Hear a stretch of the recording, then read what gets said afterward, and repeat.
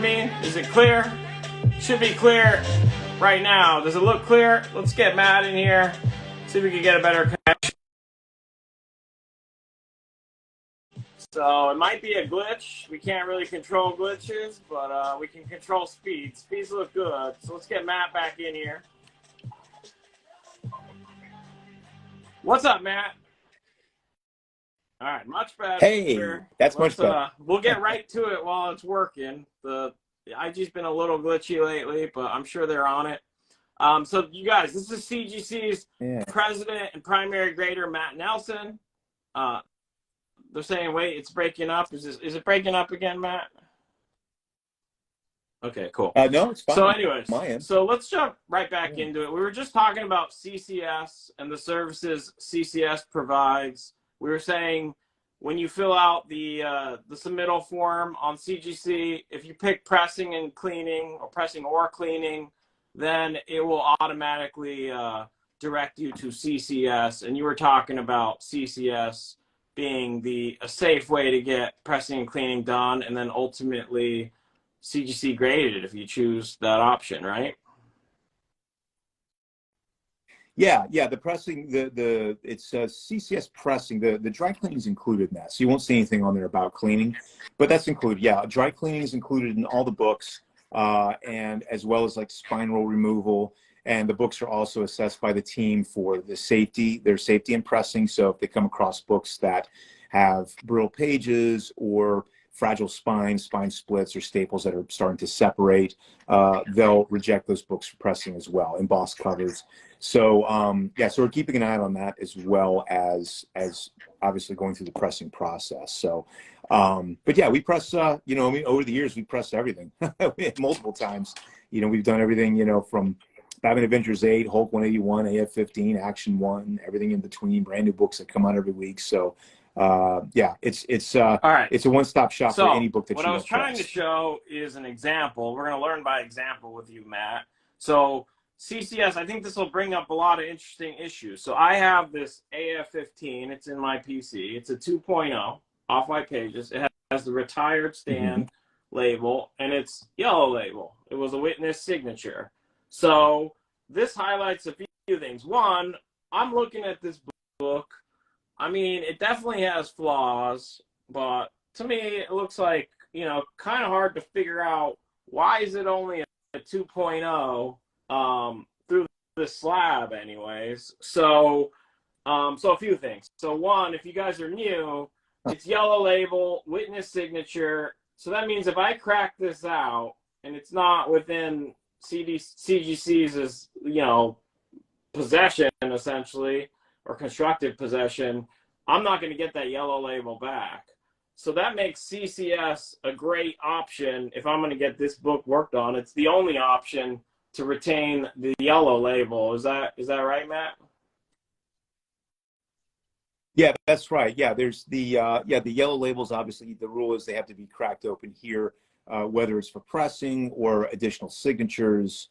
And actually, when we do our in-house signings, a lot of the books come through CCS after signing, not only for a possible grade bump, but they're getting regraded anyway because of the signature added. And also, there's always that concern lurking in the background that something may happen during the signing, where the book gets nicked on the table, or the signer bumps it or something. So there's that angle as well. But so yeah, we definitely get a lot of pressing that happens between 6 series and 8. And my guys, our community, they're always a step ahead. But yeah, obviously the whole story is not just what you see on the outside. So I got the grader notes. So I'll just be transparent about that. It says multiple crease front cover, breaks color, multiple tear front color, small multiple stain back cover, and it says it was graded in 2017. So look, you see these, let me just show people kind of what's going on back. Nothing major, but definitely a low grade book. The question is just, can it be improved from a 2.0? So anyways, we don't know, right? But yeah, I'm not trying to put you on the spot here. I'm just saying that I'm trying to highlight your your screening service. Why don't you talk about that? Yeah, sure. So that would be the kind of book that one would want to submit with screening added in addition to pressing. So that added service, what that does is that the book will make its way to me, and I will check the book to see if it has upgrade potential, particularly that book in a holder. Um, it's a little harder to assess press candidacy in one way, but easier in another when it comes to holdered books. It's harder because it's obviously between two layers of plastic. So it's a little tougher to see the defects, or at least the pressable defects. As we were saying earlier, you kind of have to tilt the book in the light, and you don't really have that option when it's in a holder. Although one tip that I offer people is if you, under a lamp, if you turn the book sideways, particularly in the white areas, like on the back cover, and you hold the book directly under the light, the light will cast a shadow down on any surface areas that are uneven. So you can actually make out creases, bends, a lot of different things that way. So that's one way. And then another way is if you tilt it just right, you can actually see through the two layers of plastic. It's kind of an odd, you kind of have to play with it to figure it out. So there's still ways to identify pressable defects of the holder. On the other hand, it's actually easier because you have a basis to work off of. So you know the book's already been graded at 2.0. And obviously you don't have to worry about, in this case, restoration. You've already got grader's notes that are pointing out defects, so that helps. And in the case of your AF-15, yeah, I'd have to take a look at it closer because it does look pretty nice in the picture. I mean, it's got the creasing and the stains, but it is possible that the book could get a bump to a 2.5. Maybe the cover's really wavy from the water exposure, or maybe there's just a covered in bends. Obviously there needs to be a lot more pressable defects on a 2.0 to get it up to a 2.5. If it has like just some little finger bends in the corner, that's not going to be enough. So your candidate pulls smaller in that grade range, but every once in a while, you might turn one up, and for an AF-15 going to a 2.5 is a pretty good jump. So definitely worth a look. People are in the comments, they're asking about the retired label. So this Stan Lee is retired. If I resubmit this, I'm not getting this label back. Is that right? There is a chance of that. We try to save a small quantity of each label after they're retired, for various reasons. Reholders, just anything that may require the book to come in. Inevitably, though, we will run out of those whatever quantity we have, because we order a set amount up front. So what we have left over is what we have. Maybe a few or many, but that's what we have going forward. So yeah, it is possible, particularly for books that got a custom label from a while back versus, say, the ones that were just retired.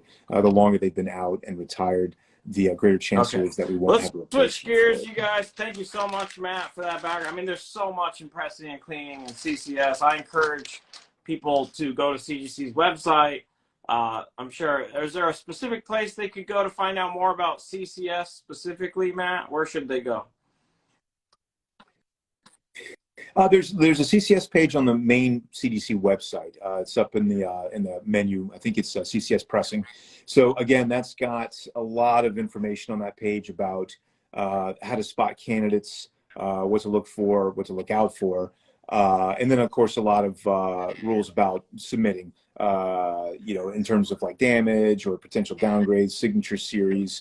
Defects that are, books that should be avoided, for things like brittleness and a lot of other stuff. So it tries to cover the gamut of press candidacy, so people can read that and make the best educated decision. I see the questions in chat. We're gonna take new questions at the end. Benefit to the people that actually put their questions up on the post. We're gonna cover the questions from the post first. We asked for questions ahead of time. I want to make sure those questions get the priority. Then we'll do Q&A at the end. So let's switch topics, Matt. This is a hot issue right now. So there's allegations out there that, there are some, fake or tampered with CGC slabs, some big books. One of them was a Hulk 1 6.5. I mean, so allegations of swaps. I mean, I don't know all the facts, but I'm sure people have seen this by now on social media. It's all over Facebook and such. I thought it would be a good time for you to share what you know about that and maybe give us some tips about how to identify any tampering on a slab or any other information you can help us out with. Sure, absolutely. Yeah, we became aware of it pretty quickly last week. Obviously, a lot of people reached out to us about it, so we immediately got our lawyers involved on it. It's something we take very seriously because even though we were uninvolved with the actual act of the holder tampering and selling these fakes, we're still very concerned about it. Want to do our part in the community because ultimately it affects our brand. It affects people's trust in our brand. It affects people's trust in certification in general. It can shake people's confidence. And so this is something we definitely want to get on top of and in front of. And so we've been in contact with one of the victims that had bought books from this individual, and we're in the process of getting some of those holders back so we can examine them. And this is not the first time that we've had tampered holders or switched books or switched labels. I mean, we're lucky that it doesn't happen often. Because there's various ways that people do it, but typically they take a holder, they get able to get into the holder, and then they just glue it shut or seal it shut in some fashion. And so that's when in hand, you can usually see if you're used to the CGC product, you can pick up pretty quickly something wrong with the holder with the corners glued. And then also some people noticed online about how the labels, in this case, the whole thing had been made. I think the holder was the only thing that was original. The label was fake. The book was fake. I think it was Xerox book. And so the label, you could tell there's subtle differences in the label with the font. And but this is not something that everybody can notice, especially online. And so it's important to do obviously your due diligence always with any particular seller, any kind of research you can do online about the books that you're buying. Because it's luckily it doesn't happen often, but it is with all the books out there that have been certified and obviously all the money that they bring. There's a lot of temptation, I think, on people who are dishonest to try and do something like this to make a quick buck at the expense of collectors. So we'll definitely, as we get more into this investigation, we'll release information, but particularly want to get to the bottom of what they were doing to the holders. And ultimately, if they can be, brought to justice, and these people get their money back. So, we'll keep the community informed. This is a great format for that. As you guys work through it and get more facts, Matt, definitely, please do share, any tips or just kind of, what happened here and how could it have been noticed? I mean, obviously. It's hard to catch everything, so any tidbits would be much appreciated. I know the community's been asking about that, so we'll see you every month, so we'll look forward to that update. Okay, let's switch gears now to magazine cases. So magazine cases, you sort of hinted that like a new one might be coming. I mean, I think you said that last time. Is that still happening?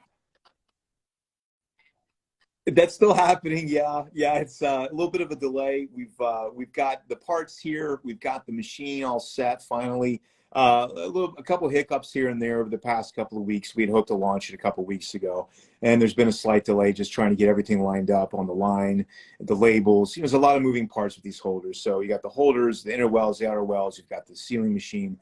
You've got the labels, but it's all coming together. I don't have an exact date when it's going to happen, but literally any day. I mean, people are banging on our door for this thing. Bang. We're very well. Let me do a walkthrough. So this is kind of floating on a piece of paper up here. It's a little creaky. They're massive. They're the magazine. You have kind of walking through this, and I don't know what you can reveal exactly, Matt. Do you have anything to reveal in terms of kind of any changes that you can say now, or do you want to wait? About what's coming in the new one? No.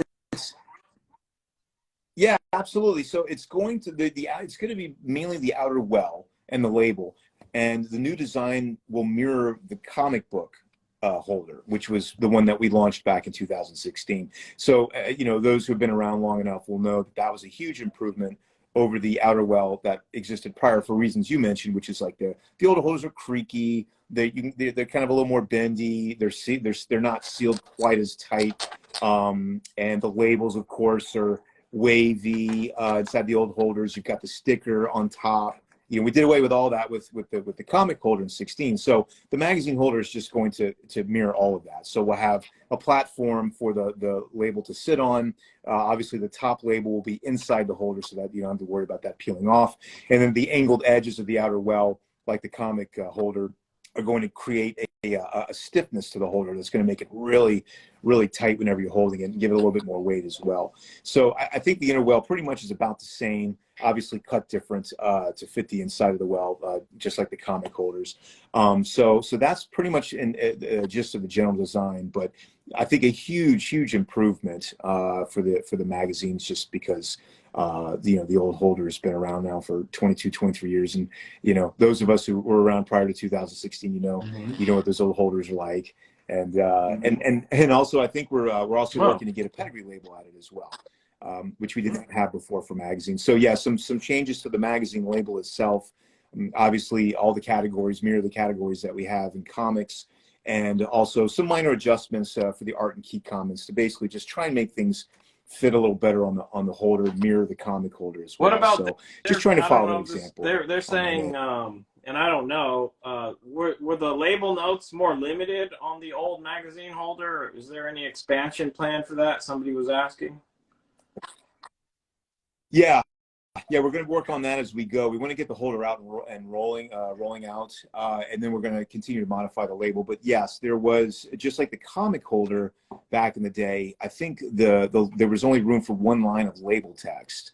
The new comic label that came out a few years ago now allows 2 lines and rolling on to the back. So I think we're going to be trying to do the same thing, where the magazine label is going to have 2 lines of information. So, and that's where obviously restoration, any kind of defects that we point out on the label, signature series, all that information is going to go on there. So it's paramount that we have as much information. With the new magazine holder, it's going to be similar to the 2016 comic slab. Does this have any connection to what's happening with the pulp label? Somebody was asking about pulps. Is that a similar format or a different slab? No, actually the pulp holder is going to mirror the comic holder, but just it's going to be deeper. Yeah, so not wider, deeper. And so the label is going to be a little bit more narrow, but you probably wouldn't even notice. And that was just because of the depth, the way the platform sits. But other than that, yeah, they're going to be, from straight on looking at a pulp holder, it's going to look exactly like a comic holder. You can stack them with your comics. And they're just going to be depth. It's going to be a few different depth sizes to accommodate for the different thicknesses for pulps. Luckily, pulp dimensions, length and width, are no bigger than a comic, and actually in some cases smaller. But the thickness is they get a lot thicker than comic books, particularly the older pulps. So that was really the main accommodation we had to make for the holder, was just to make a deeper well. So and then we also have a new design for the inner wells on pulps that's going to accommodate for the overhang. So I'll save that one when we get closer to launch. And do a review on that. I'm sure on your show we'll be talking a lot more about pulps as we get closer, but we are getting very close on that. Finally, after all this time, I'm very, very, very excited about it. I think it's going to be huge when it comes out. I think it's going to be a lot of fun for a lot of people, and a lot of people have been waiting for it. So we're getting very close. Daily, we hear about pulps and the energy. We do these live sales almost every night, and people they're ready and willing to submit, Matt. So they're waiting for that. It sounds like we'll get the new magazine slabs really quick, and then or closer, and the pulps are still they're gonna roll out after that, right? Is that Yeah. Yeah. I've learned not to give out exact dates on the pulps. I'm not going to sit here and give a month, but let's just say sooner than later. And we're on the cusp of it. So there's going to be a lot of information coming on the pulps that I'm going to reveal prior to launch. So yeah, stay tuned for that. We've grading standards, mostly the same as comics, but there's definitely going to be some significant differences on a few things. So we're gonna be transparent about that and put that out there. Our numbering system, the overhang, the design for the comment for the overhang, pressing, all those things. So yeah, we're definitely going to dive into that as we get closer. So okay, great. That will be coming very, very soon. We're only going to we'll try to keep this to an hour tops. I think at this point, because I mean, the point of doing this is to make give access to the community. So I do want to go ahead and switch gears now, take some audience Q&A, because I want people to, you know, realize that we are trying to definitely let the community be a big part of this. That's what we're here for, you guys, especially Matt, making time for you guys. So let's see. Let me see. Go ahead and ask those Q&A questions you guys have been asking. And let me see if I can pick up some. Let's see. I've been passing some along. Oh, treasury editions, treasury slabs. So we may have mentioned that before. Yeah, I mean that's in the bucket list. That's something that we get inquiries about, and I would love to move on. And I could see it at least exploring it in the near future, because we're finally, now that we're kind of caught up on turnaround times, magazines were closed and economy is going to be shortly behind that. Now it's time for us to turn our attention to things we've been had on the back burner for a while, that, you know, a lot of ideas or implementations that will help ease the process of grading and blah, blah, blah. So one of those is treasury editions. Obviously the big challenge with that is their size. And obviously, you know, just from the magazines, just a little bit bigger creates more weight in the holder, which obviously, you know, there's a greater risk of them breaking. So that's the big challenge with treasury editions. But I do have some ideas about that that we'll explore when we get closer. So yeah, so that's definitely on our radar. What about this question, Matt? So Evan Husney's asking, can you get a qualified green label on a book with married pages? Qualified? Yeah. That's exactly what one of the parameters for qualified is. Yeah, it's married parts will land to a qualified. Now, restoration or conservation will trump that. So if you have a book with married parts that also has restoration, it'll end up in a purple label instead. But if it's just married parts, like a married cover or centerfold, that are just sitting loose or maybe attached with the original staples, that'll get a qualified. ABC, are bled and hop techniques going to be considered restoration? Is that a misspell, or do you know what bled and hop techniques are, Matt? Bled and hop? No, I'm not sure. No, bled and hop. I do know there was, yeah, I wanted to, I'm going through the questions now. Yeah, there was something we talked about circling back to, which is this new, maybe they're referring to the new, this cleaning process that have been circulating through the hobby lately. I think it's, like I said, we're still delving into it, but I think it's using a combination of hydrogen peroxide with UV light or moisture, pressure, and it accomplishes different things, but primarily removes tanning or stains or foxing.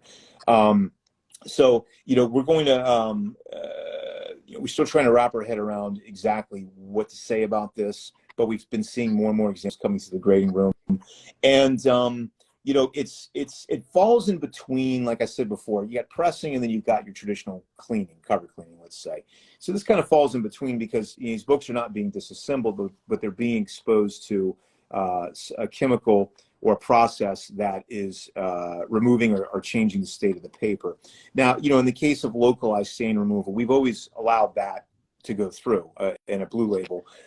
You know, if the area is marred or whatever, we just simply downgrade for that. But, you know, when you're doing like this full cover cleaning where the paper is changing, then that draws into question whether the book is going to get a conservative purple label. And so there's a lot of things that we use to determine that, which is things like the paper itself. How does it feel? How does the cover feel? Is it flimsy? Is it threadbare? Has it changed dimensionally? Is it shrunk or expanded? Have the inks faded? You know, is the cover excessively white? And so these are things that we look for, that we normally look for with a cleaned cover. So we're applying the same visual parameters to these books to determine whether the cover is cleaned or not, but how they're being cleaned has changed. So so it's interesting. So because, you know, we can only go by what we see in front of us. But, you know, it's funny because I'll draw a parallel to coins. We're at the beginning of this thing now, and something similar happened in coins many years ago, decades ago. The hobby went through a period where people wanted silver coins. They didn't like toning. And so a lot of coins got cleaned or treated in such that they removed toning and they made them very silver. Well, after years of this, it actually shifted back to toning being an attractive thing on coins. And so all of a sudden the cleaning stopped, and people actually were trying to develop techniques to reintroduce toning into coins. So you have this roller coaster over the years, or you actually have like a change of tastes. And so, you know, in comics, you know, I kind of draw a parallel with what's going on with this, because people really like to see their comics white and bright. And, you know, when it comes to removing foxing or stains, you know, in a subtle way, like a water-based stain, that's fine. But removing tanning is a little bit like toning. And obviously, tanning is not as appealing as toning. You know, tanning indicates the aging of the paper, and, you know, it's moving away from white, which we love. You know, so I get that aspect. But at the same time, it's the tanning is an indication of the comic's originality. You know, its original state. You know, even though it's aged, that's where it is. It's not going backwards, or at least you know, being clean to a point where it's excessively white, or, you know, white but the interior pages are brown. You know, so you have that contrast. And again, these are things we look for in cleaning. So, you know, I want, you know, the community to keep in mind that, you know, it's obviously a process that's still, you know, largely untested, or at least the parameters have not been fully put in place, and, you know, we haven't made any statements about it. But it's just something to consider, that, you know, it's, you know, even though you may like your book to be like really white, in addition to it maybe getting dinged for a purple label, you know, is it really something that you want to do to your book, if, you know, to make it look possibly unnatural, or to remove it from its natural state, for that eye appeal? So yeah, just something to consider. Like I said, we're at the beginning of this, Okay, so I we'll know see where that it there's a goes. lot, everything's more, there's always more complications than people realize at first. I will just simply pass along that if you're ever looking at, you know, a potential enhancement to slabs, UV protection has definitely been brought up a few times, Matt. So I'm passing that along. So you guys, on the Oh, holders, UV yeah. protection on the holders, you There's mean? UV protection. That's definitely an Yeah, ask yeah, that people have been repeatedly requesting. yeah. Yeah, that's something. Yeah, again, we're, you know, future modifications on the holder, we take that in consideration, because we've considered UV protection. You know, obviously just making them more sturdy, or more scratch resistant, or more clear, or anything we can to improve the product. There's even some other ideas that we've been noticing and happening in other verticals or other collectibles in certification. That's things that we'd like to adopt as well. So, you know, we're always trying to keep our eye on ways to improve our product, in addition to our service. So, because yeah, we want to give the collectors the best thing that we can for their money. All right. Well, I mean, I really appreciate your time, Matt. I think these will just keep getting better and better. And you know, the people that were in the, you know, we got up to about 100 people here. Now, I just would like to encourage people, when we put up this post for the next one, please do let us know the topics you want to cover ahead of time, so I can make sure that we get those in, or at least try really hard to get those in. Matt, are you seeing any others you want to address before we call this one? Yeah, let's see, screening through now. Let's see, how does printing technique, how does qualified green label the married pages, census after breaking slabs, anything out there for true numbers? You know, I gotta say, like, you know, compared to coins and probably sports cards, my experience in the hobby over the past 20 years, or, you know, or in certification the past 23 years, you know, people have been really good about getting labels back to us. One benefit was that we're the main company in the business, and there was really no, you know, any kind of major competition for the first 15 years. But even then, you know, CBCS and us we exchange labels. We always have, you know, so even labels they get or we get, you know, we swap those. And people who hold labels back will send them back into us. You know, I'm sure there's some out there that hold the labels or destroy them. But I got to say, you know, given all those facts, I kind of feel like our census is fairly accurate, or at least maybe the most accurate of most hobbies. So how can we that are help dealing you with as collectors? We certification. can help by, when we submit books, to include their prior label. Does that help with that issue? Like if we include the label when we send it in, or how do you? Um, yeah, no, I mean, it's always, you know, I mean, it's a good thing, generally speaking. I mean, people leave labels out primarily because they don't want that grade to influence the graders. Why? Well, it could be a number of reasons. Maybe they did restoration removal. Maybe they pressed it up to, you know, a point that they feel is significantly higher than the prior grade. Or maybe they just cracked it out and they disagree with the grade, and they want to send it in and see what happens again. You know, so which is fine, you know, because at the end of the day, we're still going to grade the book exactly as it is, with or without the label. But yeah, it's always helpful, even if you don't return them in with the books themselves. Throw them in an envelope and send it to CGC.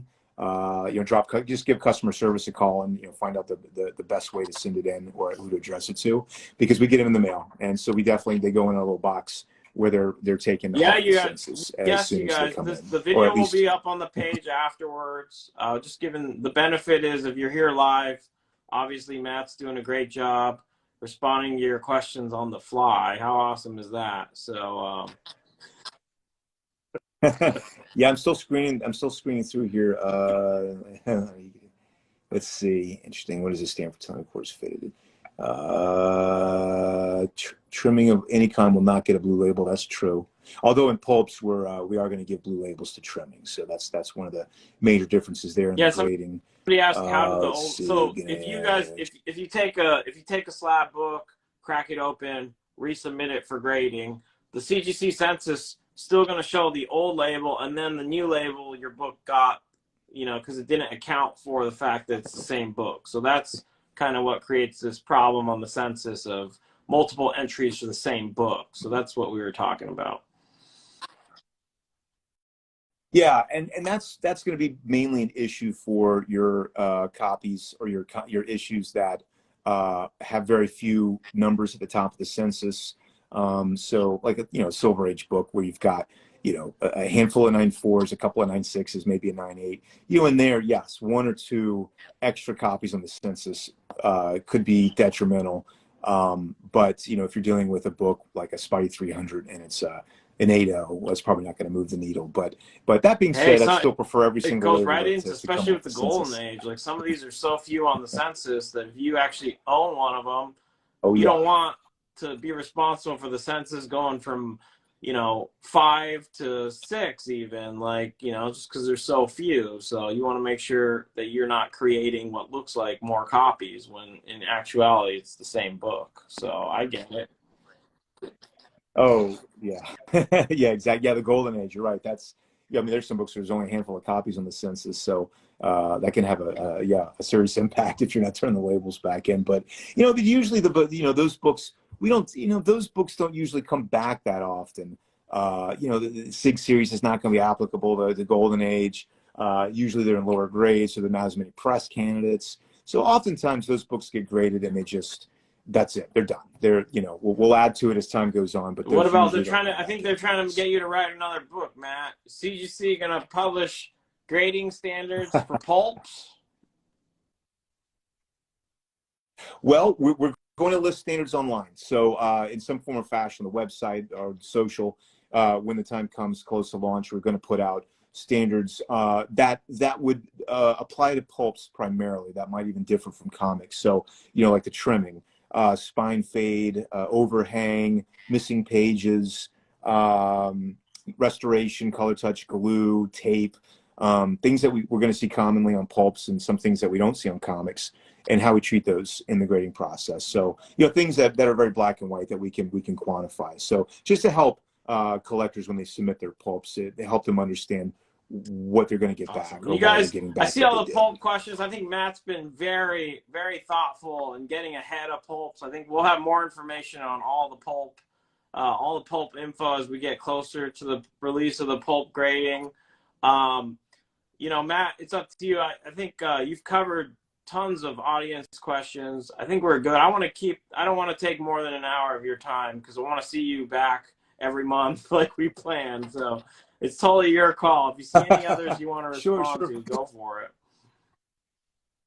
Yeah, let's see. Yeah, pulp pedigrees, absolutely. They got the Yakimas and the Strassers, but there's actually other comic pedigrees collections that have pulps in them. So I've seen Bethlehem, White Mountain. There were some Mile High covers that were up for sale at Heritage a year or two ago. So and we'll slap the covers. So yeah, absolutely, pulp pedigrees will be a thing with a purple, Nice. with a not purple label, a gold label. So yeah. I think, yeah, I think that was, let's see, it was slabbing of books without historical books countries outside the U.S. Slabbing of books without grading. I don't understand that one, but countries outside the U.S. are absolutely doing foreign, of course. So, but yeah, we got a whole bunch of more stuff planned for this year. So we'll I'll jump on with you next month, and we'll pick up from there. Sounds great. Again, some more shout topics. out, kudos to CGC for making yourselves available for this. You, Matt, taking the time for the community. We really appreciate that. I look forward to seeing you next month, and we'll go ahead and do a little mini spoiler. So basically starting March 8th, Elite Comics 11 will have its virtual convention at Con again. CGC will be a part of that, so more news on that. But we always appreciate you guys. And Matt, thank you again for making the time to come on here every month. Oh, thank you, Alec. Thanks for having me on. It's always a pleasure, and looking forward to next month already. And hopefully when we talk next time, the mag holders will be out, rolling out. All right, you guys. The president, the primary grader, CGC is Matt Nelson. We'll see you next month, Matt. Thank you. All right. Take care. Okay. See you, Alec.